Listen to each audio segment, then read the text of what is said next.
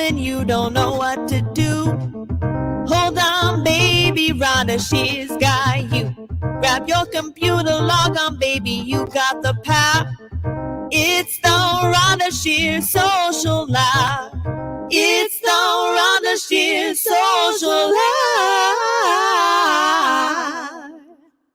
I am so excited to introduce my next guest. We're trying to get her together for a while now. You all know her. We all watched her on many, many TV shows, all the way back from Mike Hammer. She did 55 episodes as Velda, the sexy secretary, but so much more than that.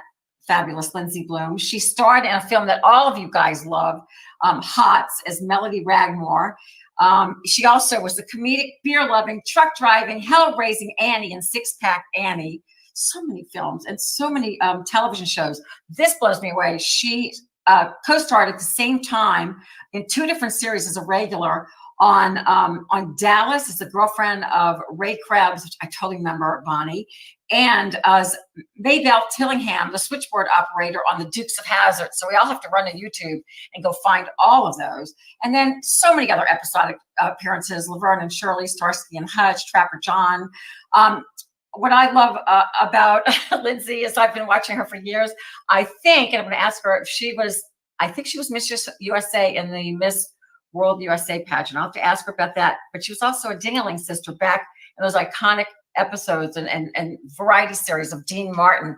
So that's where I first saw her even before moving to Los Angeles. But we have her now. She's starring in a new Christmas movie as Mayor Aurora Cox in Charlie's Christmas Wish. And I'm really excited. I'll give you where it's going to be streaming from in a second. But let's meet Lindsay right now. The fabulous, gorgeous, beautiful, inside and out, Lindsay Bloom. Welcome, Lindsay. Well, thank you, Rhonda. I love the introduction. You're more than welcome. You deserve more. There's so many credits, and I just adore you. I've been a fan of yours. I keep up with you on Facebook. Happy holidays to you. Well, Merry Christmas. God bless you. Yeah, same to you. Same to you. I'm excited about Christmas. Just because we've been having internet problem, I want you to talk about the film, and then we can talk a little bit, if we can, about your past and everything that you've done. But tell us all about Charlie's Christmas Wish, please, because it sounds amazing. Are you sweet or not, or are you a bad mayor, as Aurora Cox? Oh, a little of both. It's they learn through this little dog, Charlie, who has very interesting powers. She gets her assignments from God, and she helps heal the family and gives the direction and shows him that there's actually homeless vets living outside in the forest. So the mayor helps with all these different things that we try to do to help the vets. So it's a very positive film at the end, and it's a good family film. And we filmed it down in Canton, Georgia, and I played the Mayor Aurora Cox, and I had a lot of fun doing it. It was great to come back out of retirement and do movies again. That's so awesome. Well, first of all, Christmas movies seem to be getting more popular, and the more positive, I think we all need to have positive, attitudes and positive messages. So thank you for doing that. Yes, we all need a little bit more joy and love right now. Anything animal too. I'll show you my puppies. They're below my feet, if you can see them with our puppy camera. I am all about animals. If we there's a couple. One of them. The other 3 took off, but they're around there. Yeah, but Lindsay, let me show I'm going to show a quick trailer from Charlie's Christmas Wish, and then don't go away. We want everybody to see this and watch it and download it. So let's show it, and we'll come back and we'll talk as long as we can to Lindsay. Hold on. Let's watch. John. Hi. There's so many. Meet Charlie. This is the one. She's got a new family. So this is the famous Charlie. And my best friend. And a lot on her plate. Hey, Charlie. Don't forget the cookie. But when her new home hits some rough patches. After serving your country, this is where you live? In tents? Something like that.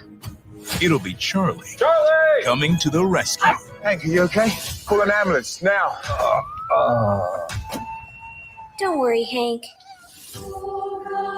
Today, we discovered that great men that have served this country, they don't have a home. Why didn't you say anything, Hank? I didn't want to be a burden, upset people. You're never a bother. What are we going to do? I said we get a team together and we build these vets a house. Now, who's with me?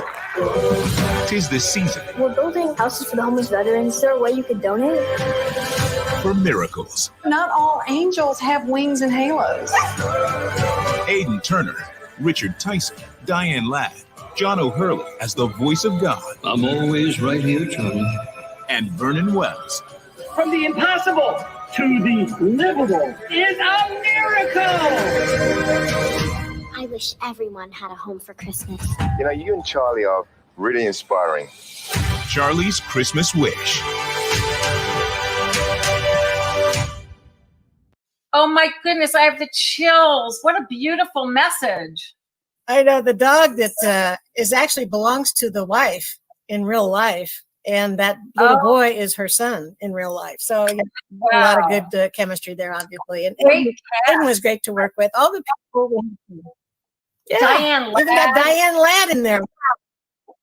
Oh my goodness.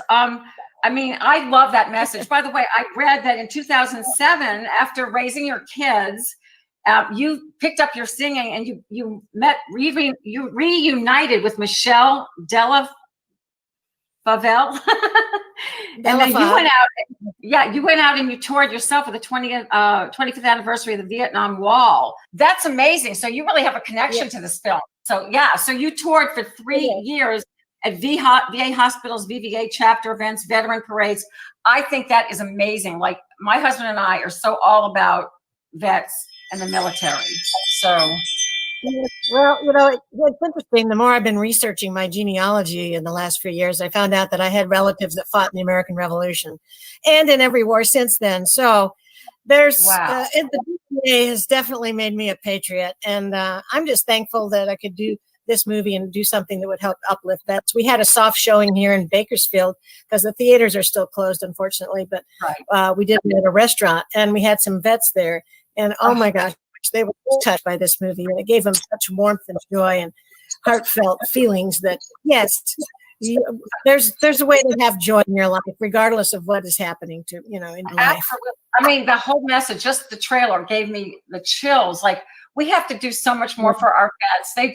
They've done so much for our country, and it kills me when I see homeless vets. This is where our money should go first, is to helping the people that have saved this country. Lindsay, you are amazing. You've had a career. You sing, you dance. Where you were Miss USA, weren't you? Weren't you Miss World USA? Yes. I in the Miss Arizona World Pageant under the Miss World USA pageant in Hampton, Virginia, and I got second runner-up there. And then later, I tried out again for the Miss Arizona International, and I won that one, became Miss USA, and went to Tokyo, Japan, where I competed with 80 girls that were all beautiful from around the world. How tall are you, Lindsay? Because I'm short. I never could place in those things. Oh, I'm 5'5" and a half. Oh, you're I much. used to always say 5'6". But I always I went after the Miss America pageant preliminaries because I wanted to show my dancing on national television. I never got to Miss America, but I did get to Hollywood, and I got to audition for the Dean Martin show and became one of the last Dingaling sisters they hired back in 1972 as well. Shortly after I came back from Japan. Oh, that is amazing. I mean, that was before I moved to LA in 1978, but I remember watching you and I was mesmerized. I wanted to be one of the Dingaling sisters so bad, even though I don't sing. But I just. Yeah, well, it was a great time in Hollywood, and those shows, the variety shows, were always so fantastic, and they made all the costumes for us. So it was so much fun to get, all these special costumes made and fitted to you perfectly, and then the dance and sing and absolutely work with great people every week. Oh my gosh. I mean, you touched old Hollywood. I touched it a tiny bit, but being back, I mean, I love old Hollywood, and to work with Dean Martin. And so I'm sure the greats that he had on the show must have been amazing for a young girl. I mean, just amazing. But it was inspiring, to say the least. I know. And people, I don't know, maybe, I don't know how you feel, but I feel like, my friends from back in that time, just like you reunited with one of the gals from the Dingaling sisters, I'm still friendly with the gals that I met back in Hollywood in my early days, and even my beauty queen friends. So it's I think it was a kinder, gentler group. I wouldn't want to be out there today acting. I know. I don't think either one of us want to be 22 and starting in No. Hollywood today. Oh gosh.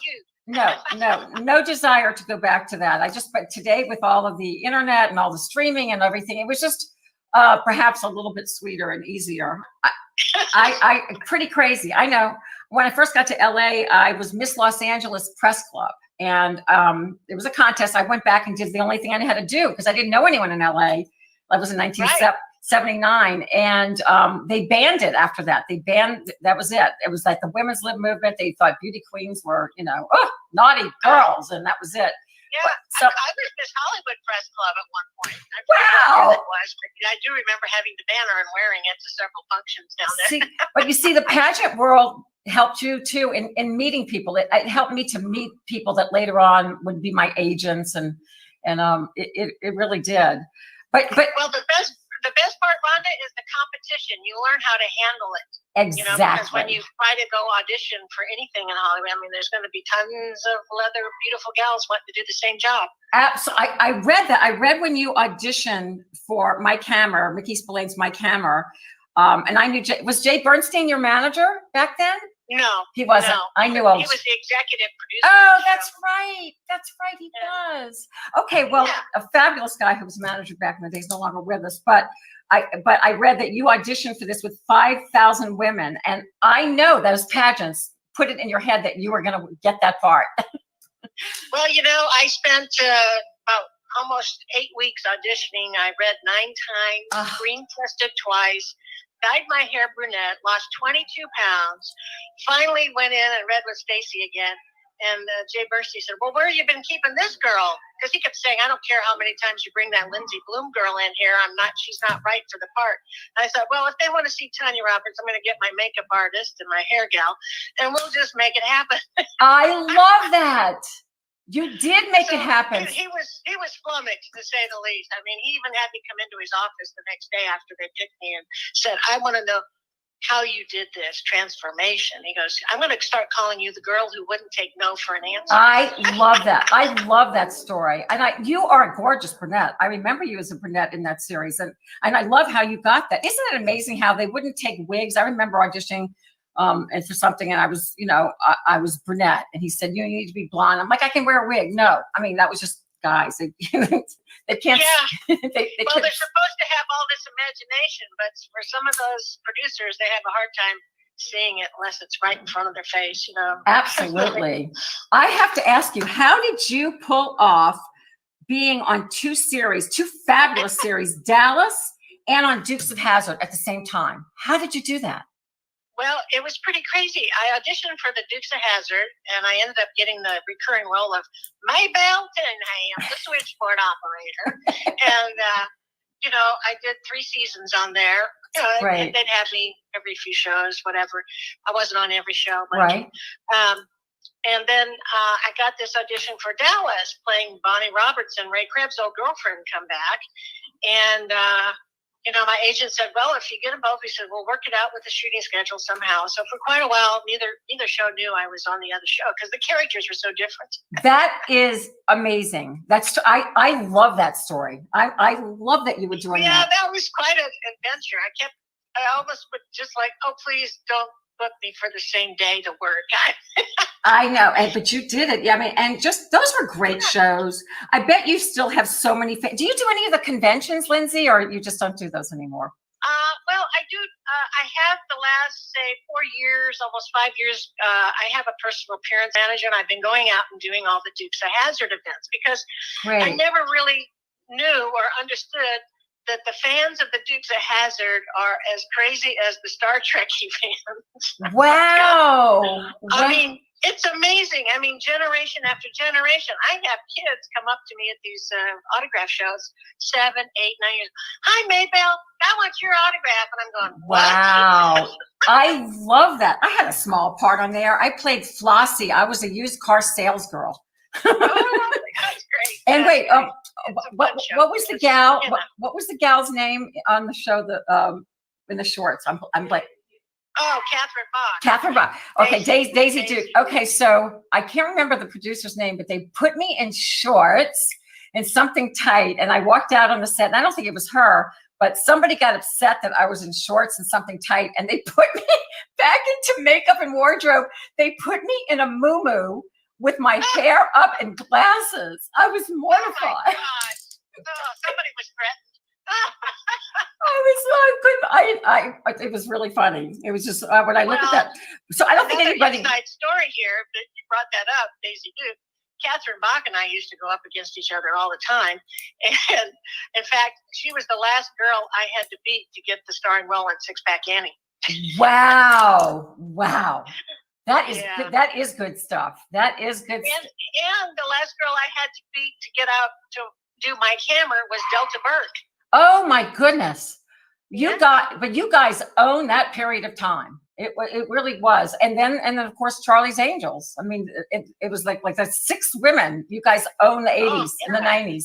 Well, I got to use some of my dancing on Charlie's Angels episode. It was fun. I got to do a lot of ballroom dancing there. And I ended up getting strangled by Cesar Romero. That part was not fun. What an amazing career and life you've had. And I know I just read about all the amazing things that you do. I do want to say some of the places that you can see Charlie's Christmas Wish, because you will be in that film, just reminding everybody, as Mayor Aurora Cox, and you'll be able to see this on Amazon, AT&T, Chili TV, Cogeco, DirecTV, Dish, EchoStar, Fandango, Frontier, Google Play, Guest Tech, In Demand, iTunes, Microsoft, Redbox, Rogers, SaskTel, Svera, Shaw, Sky UK, Telus, Ubiquity UK, and Ubiquity, and Voodoo. I love that you are starring or in this film and that you came out of retirement. Did someone have to talk you into that? Was that really a difficult decision? Because I know you. No, this is an interesting story, Rhonda. I was looking through my Facebook Messenger stuff. I hadn't gone over there very often, and I saw all of a sudden all these messages, and I go, well, who are these people? And all of a sudden I start reading them, and here's a message from the gal who wrote the script for the movie, asking me if I still did movies and would I be interested in reading her script, because she had a couple of parts that she thought I might be right for, about fell on the floor. That is awesome. I love hearing and that. So I looked, I said, well, when did she send this message? And it'd been over a month ago, and I thought, it probably already filmed. And I thought, well, I'll tell my personal appearance manager to call her and follow up. Well, lo and behold, one thing led to another. They sent me the script. I read it. I love the part of the mayor. So we got it all worked out. That's great. The rest is history, as usual. But it was totally a God thing. That is great. And so when did you guys, obviously you filmed it before COVID, like last year? Yes. No, actually, I filmed my part June of 2018. Oh, wow. Yeah. Well, there were several delays. They had to recast another person, so I had to reshoot a lot of stuff. Right. You know how that goes. Oh, yeah. Well, I'm so excited. Yeah. So anyway, but then when Lionsgate picked it up, they really put the extra effort to redo the trailer, put better music, and all the light, different things with Christmas theme throughout the movie. So they really bundled it and made it look 100% better. Oh, they're an amazing company. Amazing. I'm so glad. It's kind of weird not to have, I guess a major film rollout at a theater, but then I'm not sure. What do you think? I don't think theaters are ever going to come back. I think all of us are so used to streaming whatever we want now. I'm not sure if I'd be really happy to go back to a theater, even if everything was all safe. Yeah, that's going to be an interesting challenge. I mean, I don't know if I want to. I don't know if I want to step on sticky floors again when I could stay at home. You're hilarious. So I know you do have 3 kids. How are your kids all grown now? Yes, 2 are married. My son and his wife have a little boy who's 16 months old, and my daughter is married, and she has 3 children, 8, 5, and 3. I have one granddaughter and 3 grandsons. That's amazing. They keep me busy. They're a lot of fun. I can't even imagine you as a grandmother, but you're a beautiful. They must have. Well, I don't fit, I think, the typical person you think of as a grandmother. But my youngest daughter, a granddaughter that's 5, she's having dance lessons now, and she loves to dance like her grandma. Oh boy! Do they live in California?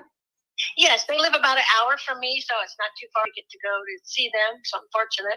That's My cool. son and his family live in Las Vegas. His job is there. So Cool. anyway, but yeah, it's the next generation carrying on the DNA that likes to have, dancing, music, and singing. Of course, my husband, Maeve Nutter, Of as course. a star on the West Virginia Hall of Fame and did a lot of acting. Of course.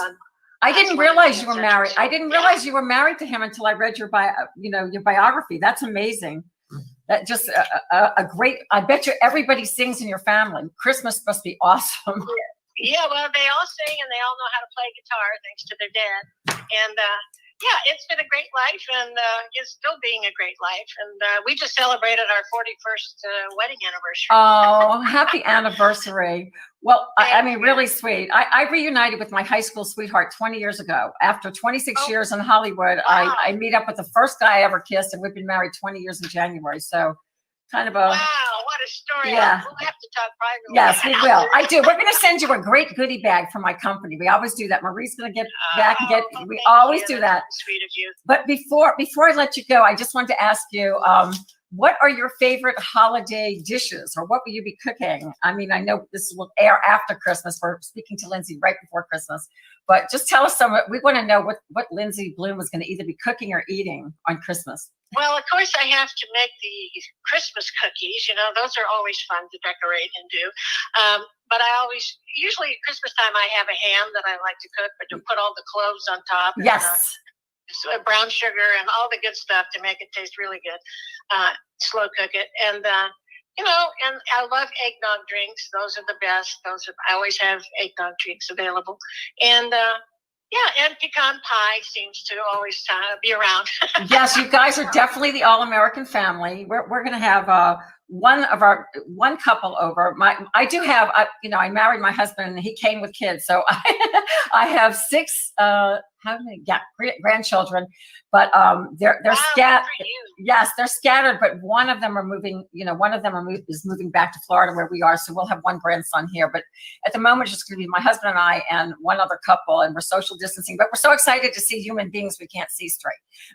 Oh, yes, that's great. Yeah, my husband and I just got to go. They opened up the local Gaslight melodrama for a Christmas show. Wow. And it's been closed forever. And it was so great to be out with people. We're all socially distanced. They took your temperature when you came in the theater. Right. But to see a live theater show, a theatrical show, it's just delightful and really got us in the mood for the holidays. Absolutely. My feelings are that after this is, we get safe again, hopefully in the next year, I really feel like live performances. That's why you got to get back out there on the road and perform again. I think that's going to be the ticket. I think people will stream at home, but I think that a lot of movie theaters, this is just my thought, they're going to turn into little venues all over the country. And I think everyone's going to really appreciate even local talent more. So, well, you see, that's so very true what you just said, because you remember during World War II, people wanted to go out and be entertained to forget about the war. Yes. People want live entertainment, and it's absolutely musical or comedians, whatever. They want to be taken away from their problems. Absolutely. That's why I feel Broadway will come back in a big way. Well, Miss Lindsay Bloom, I thank you so much for talking with you. I wish you the very best luck in the film. I hope you continue to act. Everybody is going to love you, and this is going to air over and over again, and we're all going to go watch Charlie's Christmas Wish. I'm a sucker for anything animal, and it looks like an amazing film. And well, you'll love this little dog. She's just incredible with her little looks and the way she talks. It's just great. It breaks my heart, I'm telling you. Well, I wish you lots of love, lots of light. Have a great, happy new year. We will speak offline, and I will get Marie back to you. And thank you so much for being on Rhonda Shear Social Hour. I really appreciate it. Well, it's been great, Rhonda. So much fun to reconnect with you after all these years. So I appreciate it very much. And same to you. Merry Christmas. And thank you. Stay safe and healthy, okay? You too, baby. Thank you so much, Lindsay. Love you. Right. Bye-bye. Bye-bye. Stuck at home and you don't know what to do. Hold on, baby, Rhonda Shear's got you. Grab your computer, log on, baby, you got the power. It's the Rhonda Shear Social Hour. It's the Rhonda Shear Social Hour.